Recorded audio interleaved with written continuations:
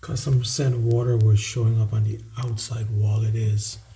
And if you notice here at the bottom, there's water here at the very baseboard, bottom of the baseboard. Water is trickling here.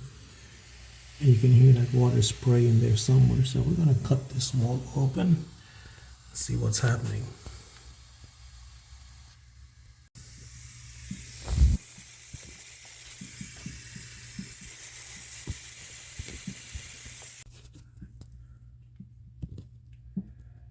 See that right there?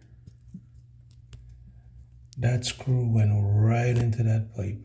Look at that. And it took a number of years before it could actually show up as a leak. Heck of a screw.